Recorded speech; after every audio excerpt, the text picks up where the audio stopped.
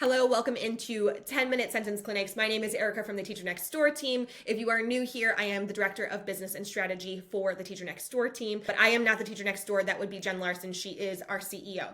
Right now, though, I am going to provide you with a really super short PD on how to support upper elementary students at the sentence level. If you teach a grade level above upper elementary, like 6+, you are absolutely more than welcome to stay for this training because I know that you have students in your classroom who are missing core foundational skills for writing. So they're probably producing writing that's significantly below grade level. And what makes this kind of intervention special is because at the upper elementary level, we have students who can write pages and pages of like beautiful narrative stories. And then we also have students in our classroom who we're lucky if they get down 5 to 10 words during the entire writing block. What this intervention is going to be is a low threshold intervention. So every single student in your class, regardless of what their writing ability is, can enter this task and complete it successfully. Everybody's going to have a different outcome here though, because we're focusing on the sentence, our goal is to have a student who is a reluctant writer produce a complete sentence that looks like it's at grade level. And for our students who are a little bit higher, they're going to still produce those complete sentences, but we can level it up using some of these strategies. The resources that I'm about to show you right now, I am going to send those out for free for you. So wherever you're seeing this, if you are watching on YouTube or Instagram, or you got this via your newsletter, there is a link wherever links go, wherever you're watching, where you can pull these directly out of our comprehensive sentence writing program that just launched in January of 2025. If you're watching in real time, this is a brand new resource. If you're watching in the future and you are implementing this, I highly suggest implementing this after you've already done some sort of benchmark assessment. So do not do this in August just yet. You're going to want to know where your students are, where they're headed, and if they've made any progress yet. So if it's August, give them some time to reacclimate to school. So right now it's January. We've already done our second round of benchmark testing in the district that I live in. So we have hard reading data. We do not assess writing though. So I highly recommend doing some sort of assessment, just a quick assessment. Give your kids a writing prompt. It does not matter. There are 10 million resources online, free resources that have writing prompts. Give your kids a 10-minute write so you can have some sort of system where you can record where students are at. Speaking of tracking student writing data, in addition to the resources that I'm going to link here for you, I'm also going to link a resource that I just created last week that allows you to track writing data for your students. So you're going to take a writing sample, doesn't matter what it is. I don't have one for you. Give them a writing prompt. When you have that writing prompt, what you're going to do is you're going to look at how students are writing basically just their sentences. We're not going to look at full essays, even though at the upper elementary level, it is notorious that the writing programs that come with our reading curriculums jump headfirst into writing these 5-paragraph long essays when we know our students are missing the basics. So we're assessing them on something that they're not even able to attain because of the cognitive overwhelm that takes over for upper elementary students when they are required to write such lengthy essays when they don't have those foundational skills. It is almost inequitable for them. So we're just looking at sentences right now. So again, I will have the free resources for you, and I will also have the document where you can track student writing data. It's super easy. You put in a student's name. There is a drop-down menu where you keep track of what skills students need the most support on. Your student might need support on every single skill. I want you to pick one of those skills to work on. There's an anecdotal note section where you can put a note in there, and then you can group students. If you're going to work in small group with them, it allows you to have a drop-down menu where you can group all of your students so you can implement these strategies in a 10-minute intervention, because a 10-minute intervention is so much better than sitting down, giving them an essay to write, then going backpedaling, and then trying to fix these sentence errors that these students are completing because they don't have those foundational skills. All right, let's get into the resources. Everything I'm about to show you is going to be directly from that comprehensive sentence writing program. So there are oodles and oodles and oodles of resources, like enough resources where you likely will not be able to get through everything because there's just not enough time in the year. However, we did that intentionally because if you're going to teach something whole group, you need resources to do that. If you're going to teach something with independent practice, you need resources to do that. And if students have not mastered these skills in independent practice and there's some sort of assessment that takes place, you're going to need to intervene with some sort of intervention later on in the year. There's enough resources for that.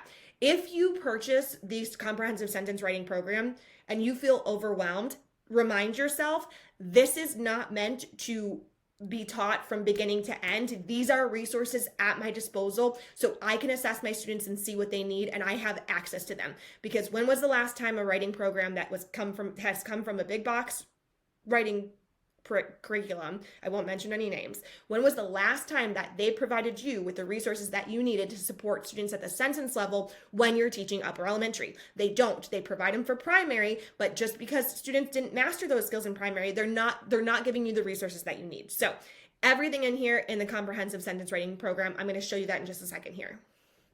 All right, this is what, I'm going to move myself over here. This is what the program looks like right now. Right now it's on sale for $15. It will go back up, but it will, I promise you this, it will always be less than $30, always. This is a major sale that's on right now. It's $15 through the end of January. So this program has all 4 units to support sentence writing in here.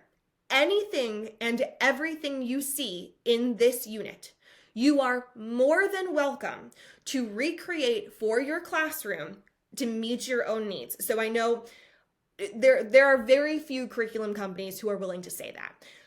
I've been in your shoes. If you are not in the market for purchasing your own sentence writing unit, you have our permission to recreate these resources for your own use within your own classroom. You have our permission to do that. I used to do that all the time. As a new teacher, I would see it, I would emulate it, I would meet the needs of my students by changing it or tweaking it here and there. If you don't want to do that, you have the access to grab this resource for less than $30 and use it again and again and again every single school year. Everything that you're about to see as well is provided in digital form, specifically for Google Classroom. If you are not a Google Classroom school, there are workarounds around it. Throw that question into Google. How do I use Google Classroom resources when I use Canvas or whatever LMS you're using? You can do that. We will never charge extra for digital, by the way. If you go on TPT, you will often see that there are some creators and teacher authors on there who have a printable version and a digital version. We are never, ever, ever going to withhold the digital version from you, because if, God forbid, we need to go to virtual learning again, you need to have the resources at your disposal quickly.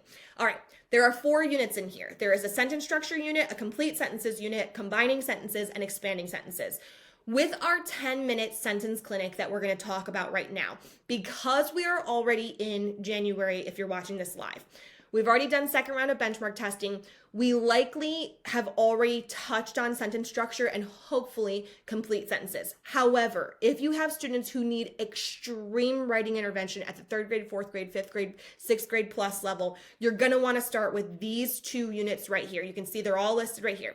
These first 2 units are where you're going to start. However, if we're doing this whole group, we're probably going to want to work on combining sentences to make those sentences a bit more sophisticated. Now, this instruction is completely sequential. So hopefully in August, September, sometime before winter break, these 2 units have been touched on. If you're just getting to this now, this is totally fine. Essentially, we want our students to be writing at grade level, right? And what are they going to get assessed on? A standardized test that's coming our way. We know it's inevitable. They're coming in spring, but we want to work on these sentence skills beforehand, specifically sophisticated sentence writing skills, or at the very least, complete sentence writing skills. So here are the activities that I'm going to show you. From the 3rd unit, the combining sentences unit, we're going to talk about combining 2 sentences using adverbs. So let me show you the first resource that you have access to. I'm going to go in here. This is going to be page 58. Now, this is not an activity. This is something that you're going to need, and I would put this if you do like interactive notebooks. I personally don't, but if I had some, I could print this as a big anchor chart, like I just printed 6 sheets of paper here and it increased the size of this. I would hang this up as an anchor chart on my wall. I would give students a copy of this, and I would also give parents a copy of this as well. This talks about different ways to combine sentences. There's all kinds of different options here. So we're talking about compound subjects and predicates, inserting adjectives and adverbs, which is the one that we're going to be talking about today, coordinating conjunctions, subordinating conjunctions. We've got relative pronouns and appositives. There's a whole section on appositives in here. If you've read The Writing Revolution, you know that Judith Hochman and Natalie Wexler talk about those appositives. They make your writing interesting, especially if you're working with kids who are ready to level up their writing. Start with that appositives unit. But right now we're talking about adjectives and adverbs. So everybody has access to this page right here, and you're also going to get access to this page 69 in here. There are 2 sentences here. So this is where we're talking about a sentence writing clinic. Now, I really recommend the I do, we do, you do technique. If it's not broke, don't fix it. That method of explicit instruction works. It is almost antithetical to, I don't want to say antithetical. It is more complex, and it allows for deeper meaning than a typical like writing workshop or writer's workshop lesson, because the I do needs to be a little bit more beefy. It needs to be longer than that like typical 5 minutes that you would give your students this opportunity of saying, here's what we're working on today, and now you're going to do it on your own. This is really teacher-led. Like, you're going to lead students through this throughout the entirety of the 10 minutes. So let's talk about what we're going to do. In this 10 minutes, you can do this with a small group or you can do this with a whole group. It's going to depend on your class makeup, to be perfectly honest. If you've got a ton of chatty Cathys and you have a really hard time with whole group, you're probably going to want to do this in small group. If you feel confident that you can do this whole group, I personally would choose that, because we can get this all done in one swoop. So we're going to talk about inserting adjectives and adverbs. First things first, you know what you have to do. You have to review with students what are adjectives and what are adverbs. If you don't do that, you know you're going to have 10 kids who are lost, right? Because they don't know what those are, especially off the top of their head. So we've got our example sentences here. This is going to be the I do. The duckling was yellow. The duckling swam in the lake. I like to talk about how there are students, like student writing, where they will read this like, I like to not say this as like your peers in this classroom. Some people write like this in this classroom. I do like to, we have a buddy system personally. Like, we are buddies with the second graders. I like to say, okay, your second grade buddy wrote these 2 sentences. It is your job, we're passing off the responsibility to our student. It is your job to help them make these 2 sentences. They did a great job. They've got capitals, they've got punctuation. They wrote these 2 sentences, but we want to make these sentences better, because we can always improve our writing. Now, obviously, there's redundancy in these 2 example sentences, right? We can even touch on that with our students. We want to combine those 2 sentences and say the yellow duckling swam in the lake. That way, we're not just repeating the same words over and over again, because as students know, if they're going to read the same thing over and over again, it's going to get monotonous. It's going to get boring. So this is going to be part of the we do. I might even actually do this one on the board before I give them this page. Let's go back to that activity page though, because if I'm going to give them that example, that maybe takes 60 seconds. Now, this page right here has 2 original sentences. We saw a crow on the fence. The crow was huge. Again, we're relating this to our second grade buddies. They wrote these sentences. How do we combine this into a new sentence? So we saw a, now we're moving the adjective in front of the subject in that sentence. We saw a huge crow on the fence. We've eliminated our redundancies. Students often think that the more words, the better. Right? Think about like if you were writing a paper in college, you're using the thesaurus, you're trying to meet that word count, right? You're writing the same thing. Redundancy it works against us in writing, right? And we want to tell students that I don't care how many words you have on that page. If you could write 3 really good sentences, I would take 3 really good sentences over 6 mediocre sentences. I would take that any day of the week. Now, this activity here, some of your kids are going to fly through this, because they're going to be able to grab those adjectives or those adverbs, insert it before the subject, combine the sentence, and get this down to an effective sentence that means the same thing without those redundancies in them. Some kids will fly through this. Other kids might struggle with this. Specifically kids, and where I'm thinking where I had an inclusive classroom, if I have a kid with a 504 or an IEP who needs sentence stems, or they need some sort of help or an assistance with writing, they're honestly probably going to be able to get through maybe 3 of these before that cognitive fatigue sets in. That's fine. It's fine. Getting 3 of these done is better than getting none of them done. So give this a couple minutes. You don't have to go through this whole entire thing. Some kids will finish this in 2 minutes. Some kids might not finish this at all. Have an end time. Have an end time for this. I would maybe give them 4 minutes for this. What's done in 4 minutes is done in 4 minutes. Make sure that you go over this with students though. If you've been in the classroom for the last 20 years, you know that somewhere in there, it was frowned upon to go over work with students. Do it. Go over that work with the students, because how are they ever supposed to learn from their mistakes if we don't do it whole group in a setting? This is a low stakes activity because this is a 10-minute sentence clinic. You're not taking this for a grade. This is a learning opportunity. Make sure you express that to your students. This is your learning opportunity, so that when I do assess you, when I do have to look at your writing, you've got these skills in your back pocket. Now, this is a super low threshold activity. Like I said, some kids might fly through it, some kids might really struggle with it. You're going to want something else though to kind of level this up. We're going to level this up. Now, I like to personally give this activity also to my students who really struggle with writing. If we just do one of them, there's 3 of them on this page. If we just do one of them, that's fine. One is better than none. Don't put pressure on yourself to complete this whole thing. If you want to chop this, if you want to run these off and chop off the second and third one on the bottom there, do it. Just give the kids just this one sentence. One is better than none. It's a 10-minute sentence clinic. We're just giving them these skills in their back pocket because they will stick come assessment time, whatever that looks like for you. Now, this looks a little bit different because the sample sentence here says the volcano's eruption was dramatic and surprising.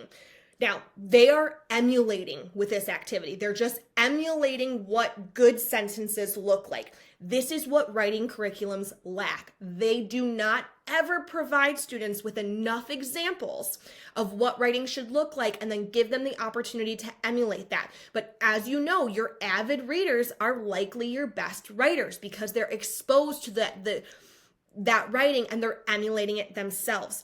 Some kids who have struggles with decoding those words or some sort of inability to access reading, they're not going to show that in their writing because they don't have those examples. So if we can give them one example of what good writing looks like at the upper elementary level or above that, we're doing our job here. So just focus on this first one. We're emulating writing. The sample sentence is, very quickly, the roller coaster ride came to an end. So we're going to point out, we're going to talk about that adverb that's in there. We're going to underline the ly. There's some sort of adverb that's describing in the beginning of the sentence. We're also going to probably point out they've got a transition in there, right? We've got a comma in there.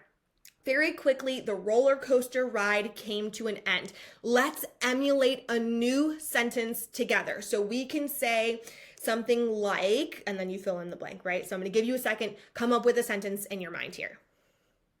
All right, now that you have your sentence, the sentence that I came up with was, because I was trying to think about what my students would come up with. Suddenly, the scooter wheels stopped. We're going to start kind of low, right? Suddenly, the scooter wheels stopped. Now, you might have another kid who chimes in and says, suddenly, the scooter wheels came to a halt. And then they're going to use some sort of synonym, right? Like level up those shades of meaning, because that's our standards, right? At 4th and 5th grade. Suddenly, the scooter wheels came to a halting stop. Depending on your student is going to depend on the sentence that's produced here, right? But as long as they're emulating that sample sentence, they've done the job. But see what I mean about talking about that low threshold where students can take this to whatever level they're at, whatever level they're ready for. Just work on that one sentence. 10 minutes.